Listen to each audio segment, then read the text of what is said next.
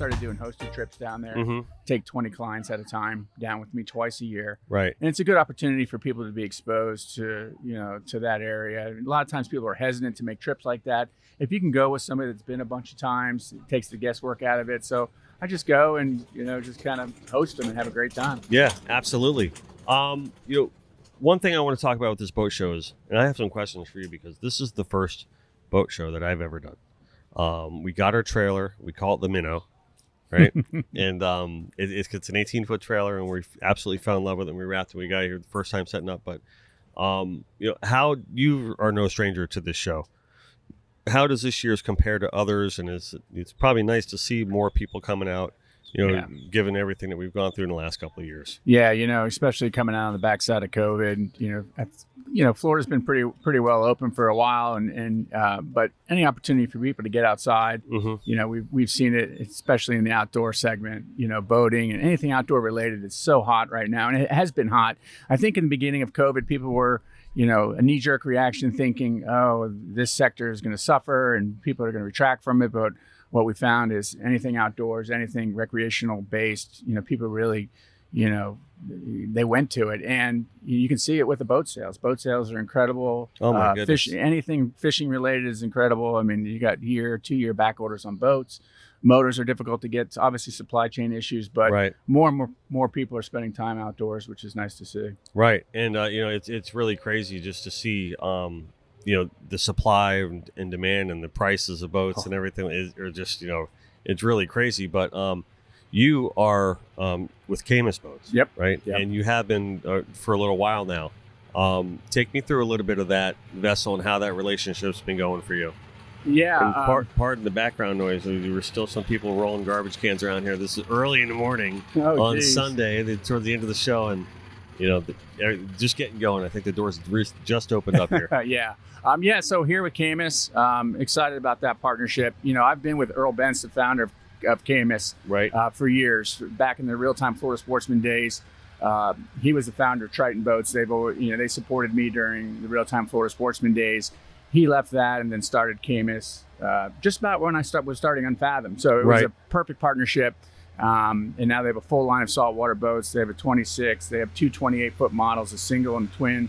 They have a 34, and now they have a 40. They have a 40 now? Yeah, so they have a 40. I'm getting pretty excited, getting ready to do a couple episodes on the 40. Oh, are you really? Yeah, we're going to probably run it to Tortugas and a couple trips to the Bahamas.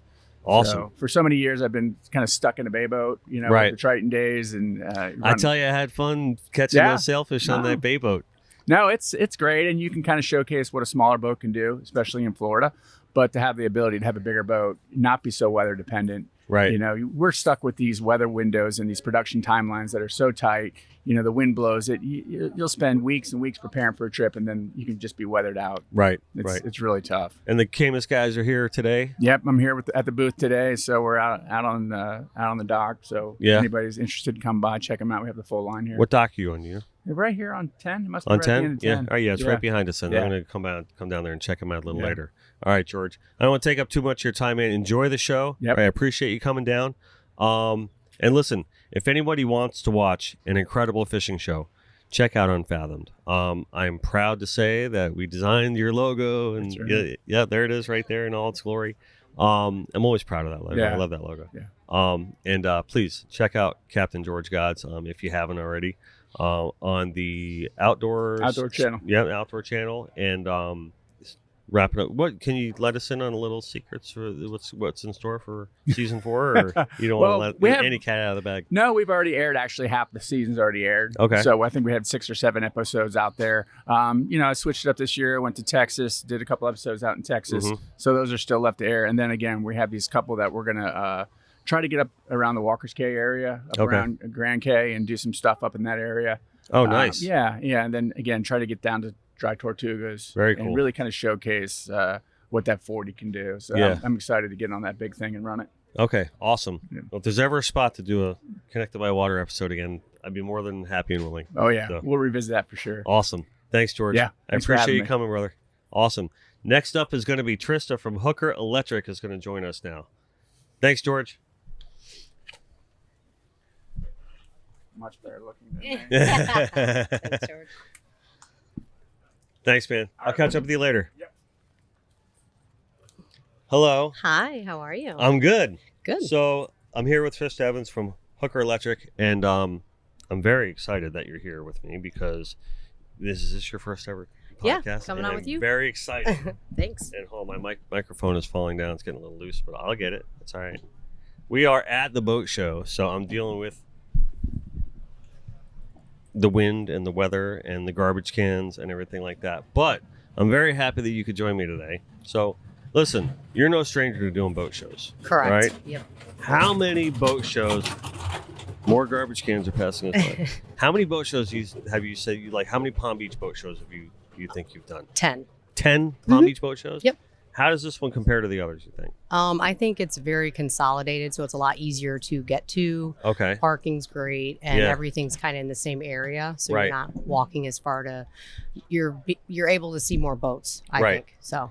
Now, this is my first boat show. Oh. And yeah, my first. Welcome. Welcome. The first boat show that I've ever done. I think we were talking yesterday. I'm like, how did yesterday? Because yesterday was Saturday. Yeah. It was the busy day. And I'm like, well, how does this day compare, to all the others and and everything? I guess you said it was pretty good, right? It was very busy yesterday. There was a lot of new faces. Right.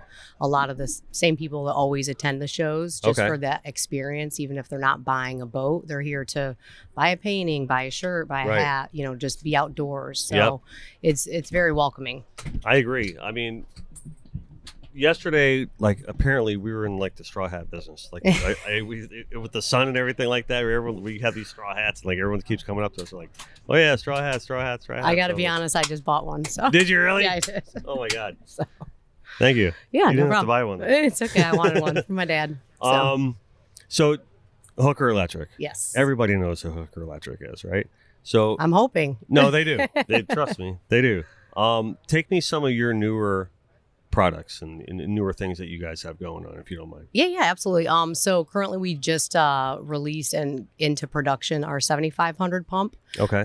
So that's going to be mounted to our sea chest, and it's going to pump 7,500 gallons an hour. So it's Wow. going to actually be able to fill every live well in the boat. Right. One pump, and it's still the redundant system. Mm-hmm. We also are now stepping into the AC systems. Oh, really? Yeah. Wow. So that's going to be a big Cool. sell. Yeah, exactly. It's gonna be nice and cool. Yep.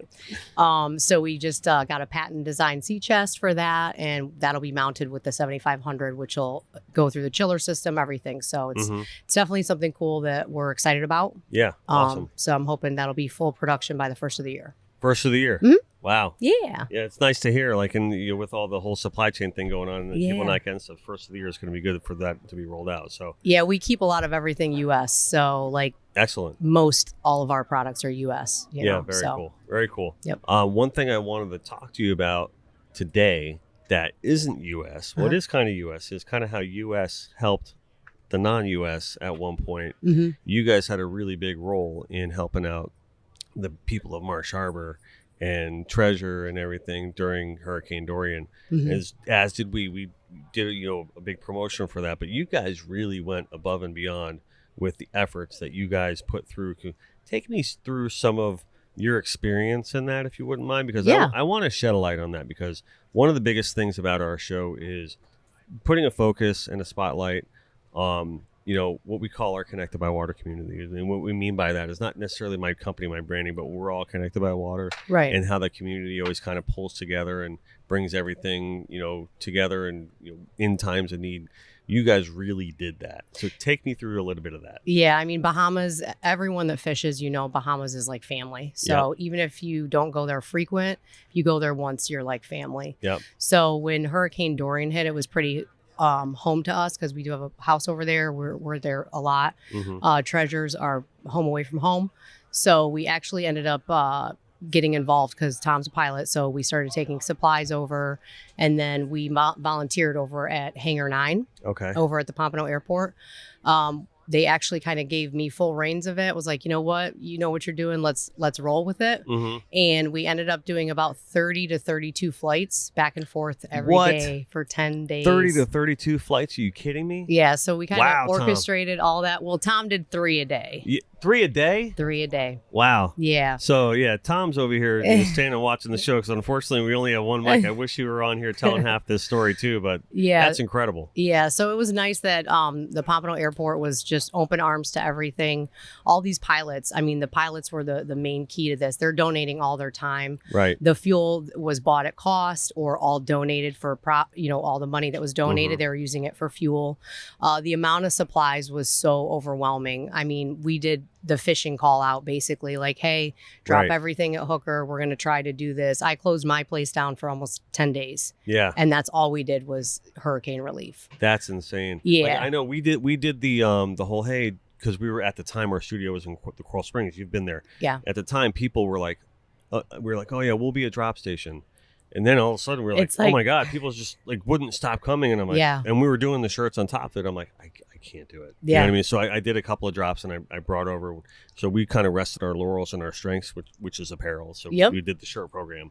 That's awesome. So my hat's off to you guys for doing that whole drop station because I know that's a daunting nonstop task to do that. Yeah, it was like a 12 to 14 hour day, but that's kind of how the shows are. But it was probably the best thing I've ever accomplished in my life to help that many people. And, they would bring people back, Bahamian people back that would need to come back. They had nowhere else to go. Okay. They'd bring them back on the airplanes. And it's like, it really hits home when you're like, okay, hey, here you are. We're ready to help. Like, well, what do you need? Right. And they're like, my house just washed away. What do I not need? Right. And that's when you're like, what do I need? Yeah, they're like, I just want some food or something. Right now, I just want a bottle of water. Exactly. Right? Yeah. So then that's when it was really sinking in. It's like they're going back to nothing. Yeah. So we've been back multiple times since, and it's getting back to normal. I would say normalcy over there, but they still need like our support.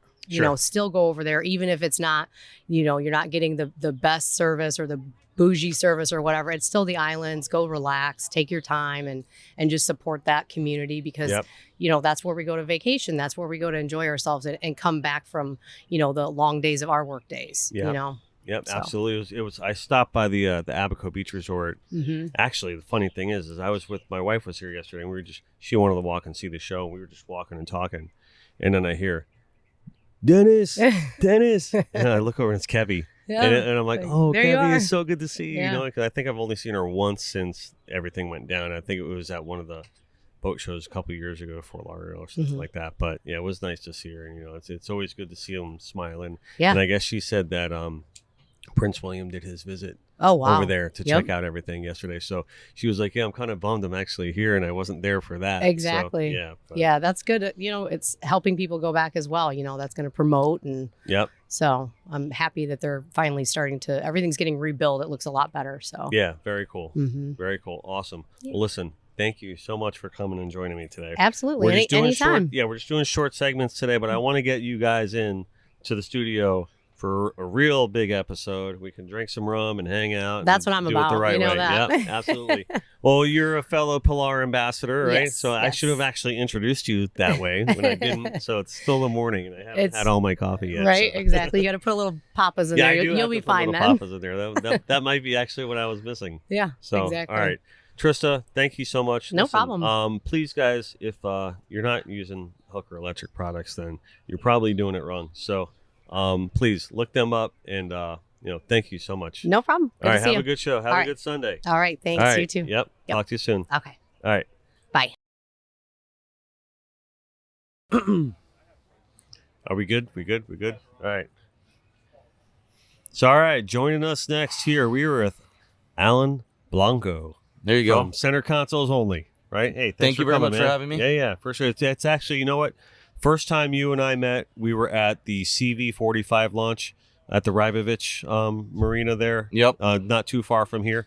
But I got to tell you, we were set up close together here during the show, and it's nice to really get to know you guys. No, likewise. All you guys. We got, a couple of your buddies over here. Adam is kind of doing some filming for us for social. Yep. So really, it's been nice kind of hanging with you guys all weekend. Likewise. It's Sunday and the show's winding down, and it's the day everyone looks forward to from our perspective. And for sure. So thank you very much for having me. Yeah, absolutely. And the guys. Yeah, absolutely. So. Take me through a little bit of. Listen, you guys have absolutely exploded in the past couple of years, and we were talking about your business model the other day and a lot of the wide net that you guys cast and the things that you do. Shed a little bit of light on it for everyone, if you could, about center consoles only and what you guys are all about. Yeah, I mean, we dabble in a lot of things. We like to consider ourselves kind of that utility player in the boating industry. So what you see on social media is just a very small part of it. We jump on a lot of boats, obviously, and we basically do advertising, marketing for manufacturers, but it's all authentic. We're basically learning about the boats from the experts, and then we're relaying that to all the viewers best way we can. So it's basically providing information to the viewers, not so much a review. I do have a lot of conversations through Instagram and stuff like that. Sharing my experience and our experiences.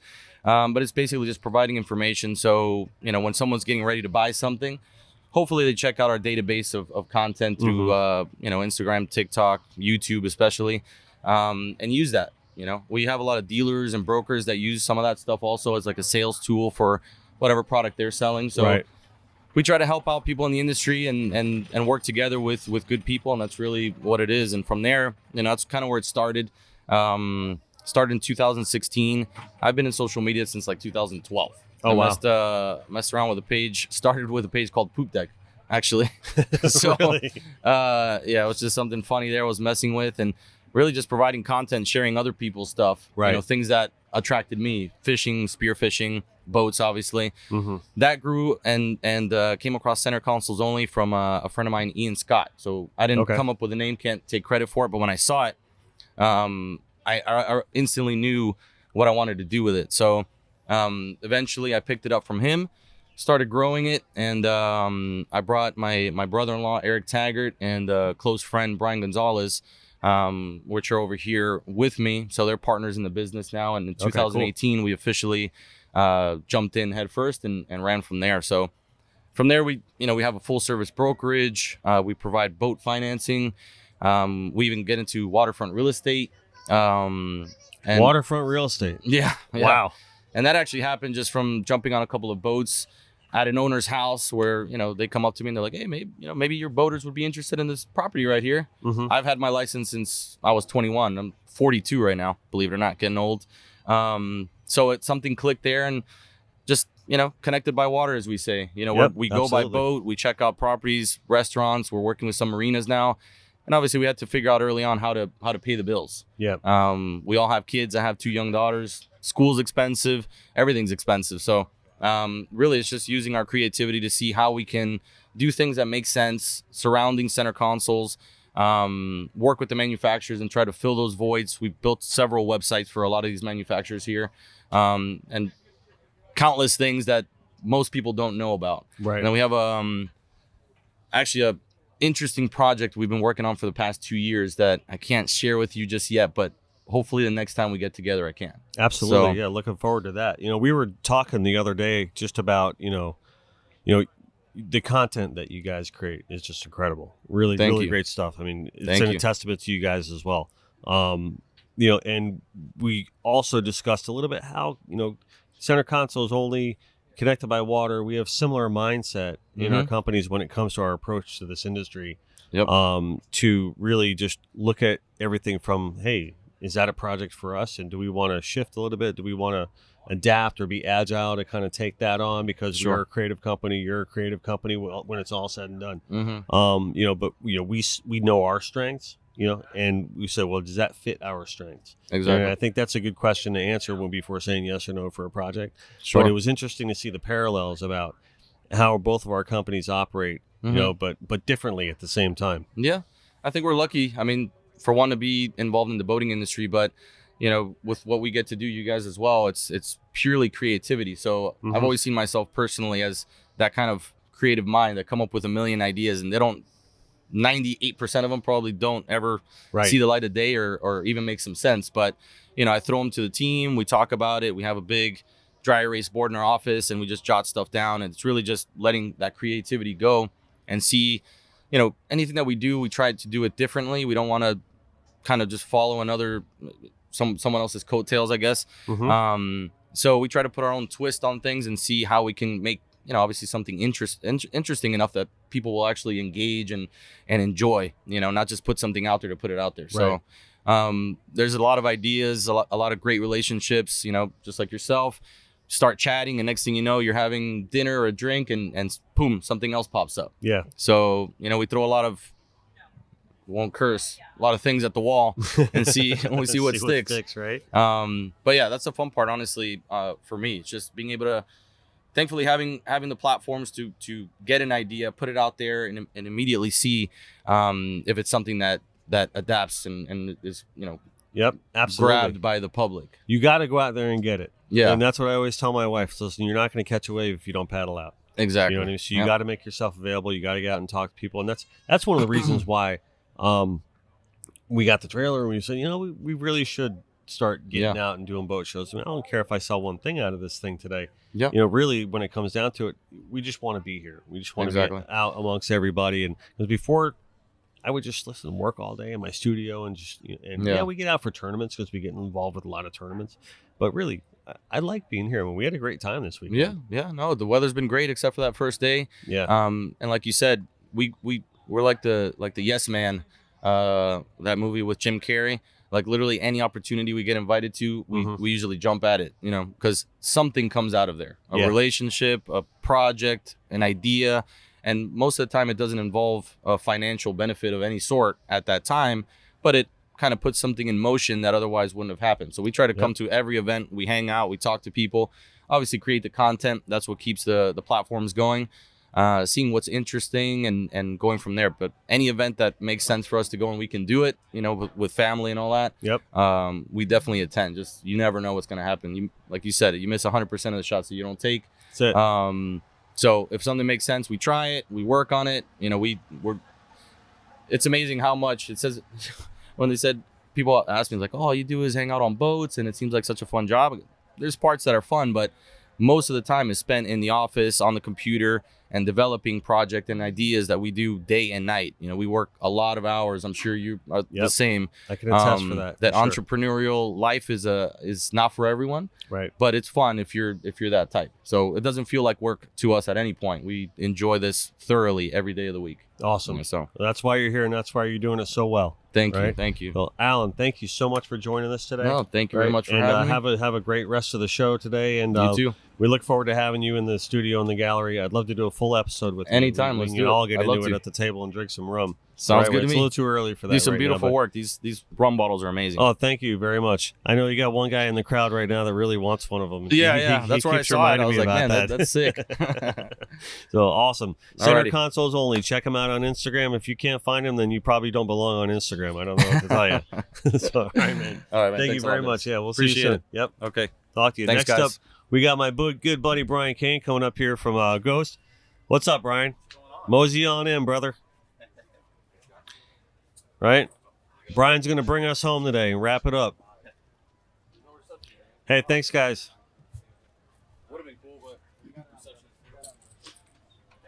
You want to do something else, you saying? What? You guys good? No? All right. Cool. Oh, you need this back. All right.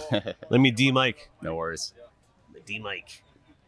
How are you guys doing? That's nice interview there. Yeah. Here you go, brother. See you, Jason. All right. So we are here with my good buddy, right? We're ready to roll with Brian Kane from GOST. So, what's up, man? First of all, it's good to see you. I haven't seen you in a while. It has been a while. It's been a couple of years. I don't think I've seen you since.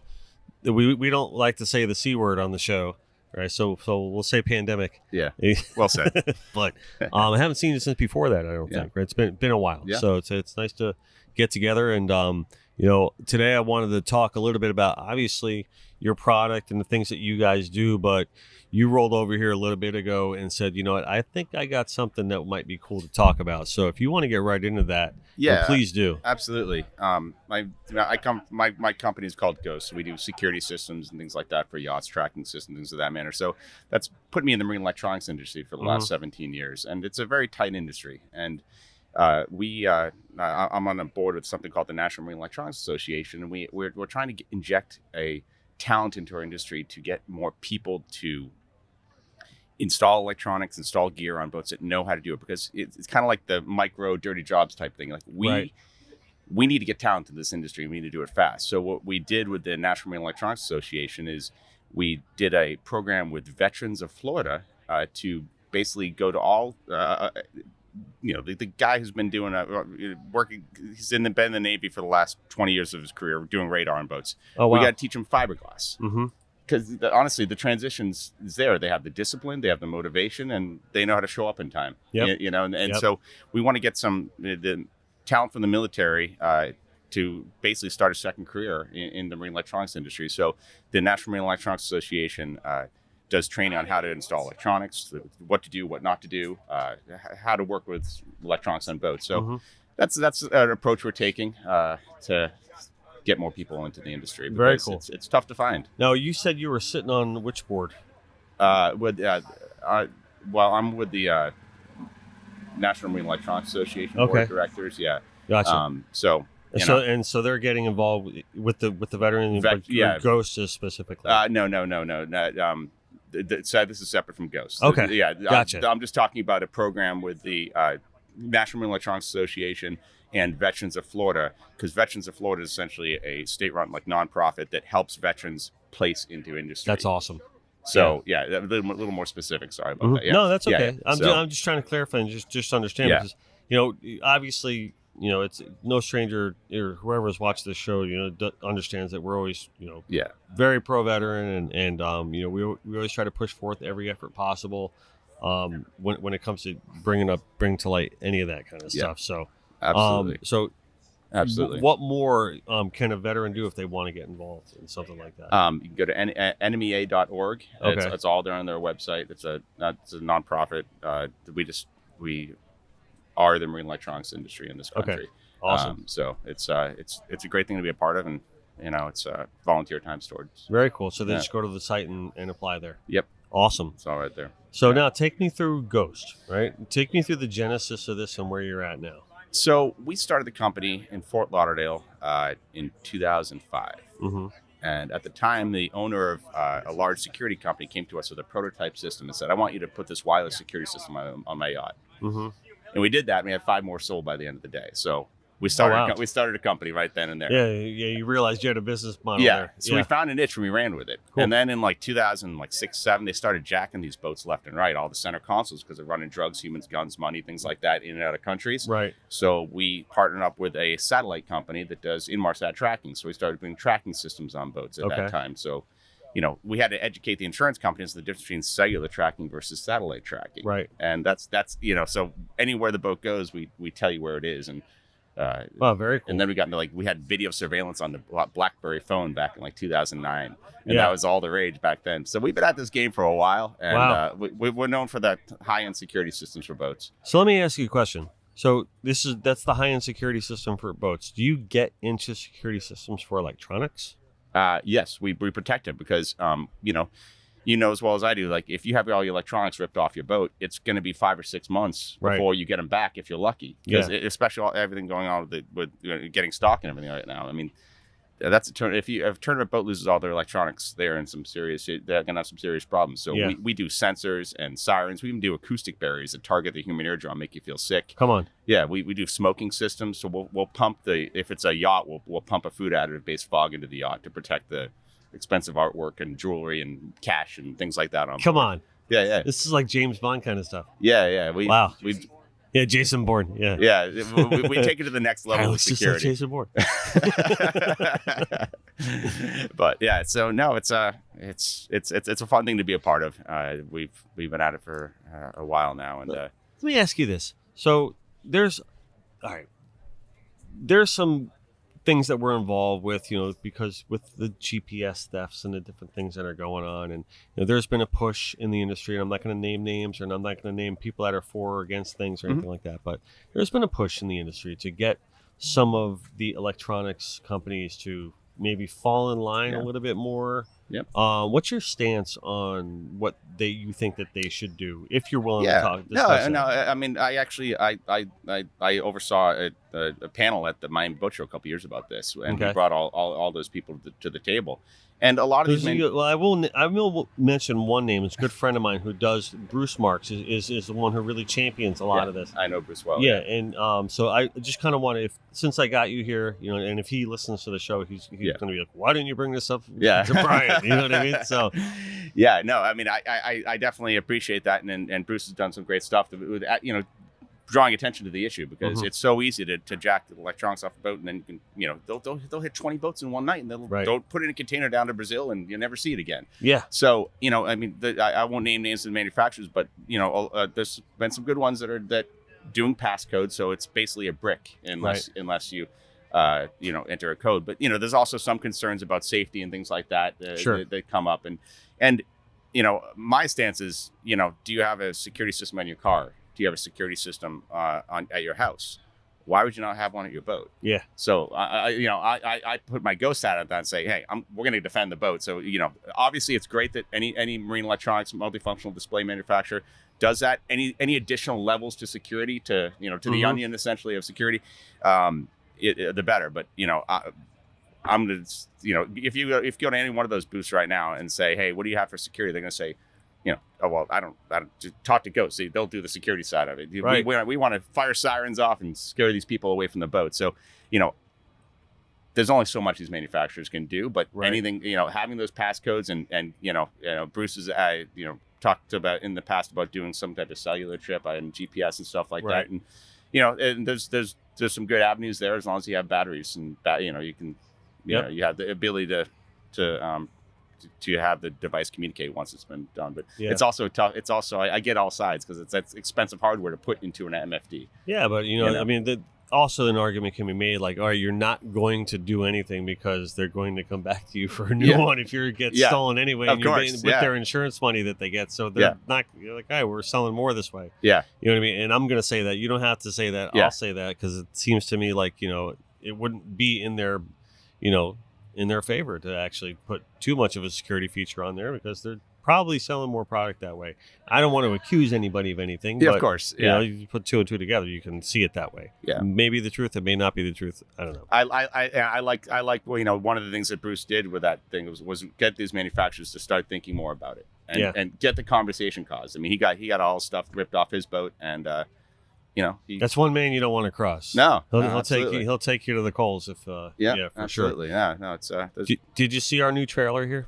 I did. Right. So we got our new trailer, right? And it's an 18-footer. We call it the Minnow, right? And we love our Minnow.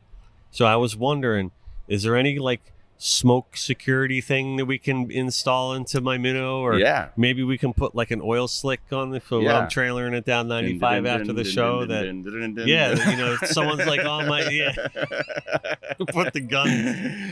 We can do that. We have a trailer similar to us for Ghost, and we've pimped out with some cool security systems. So why don't we get a security system dialed in for this? We could have the bottom could drop out of it, and there'd be fembots standing there. Well, absolutely. We could do some cool cameras in the outside and everything. Oh, Minnow, you're gonna look good. Nice. Awesome. But, well, listen, Brian, thank you so much for joining us today. And I appreciate you. It's nice seeing you. We'll be hanging out more. I'm actually going to come over a little bit later and see if I can check out your tent. Absolutely. Or your booth in the tent and everything like that. But we're going to sign off from this year's 2022 Palm Beach Boat Show. And I got to say, personally, from Connected by Water standpoint, this has been an outstanding experience for us. Like we said, this is our first ever boat show that we've done. We don't really do boat shows. We're more in the custom realm in this industry, but we are getting ourselves out there more from a retail perspective, selling more clothing direct to consumer like that. So, but I just want to say it's been great seeing everybody. It's been great to all the people that stopped by and saw us. So we really appreciate all the support and the love that you gave us, and we can't wait to do it again next year. So, signing off from the 2022 Palm Beach Boat Show. I want to say thank you to our sponsors, Joey Accardi Chrysler Dodge Jeep Ram, for all they do for the show, and our good friends at Papa's Pilar, who remind you never to be a spectator. We're very proud to be part of that family, and I want to give a shout out to Papa's Raw Bar. They remind you to eat, drink, and be local. So, this is Dennis Friel, and I just wanted to say your ego is not your amigo. Always do your best. And at the end of the day, don't forget to let God do the rest. And remember that no matter where we are, no matter what we're doing, we're all connected by water. Brian, thank you. Pleasure. All right. See ya.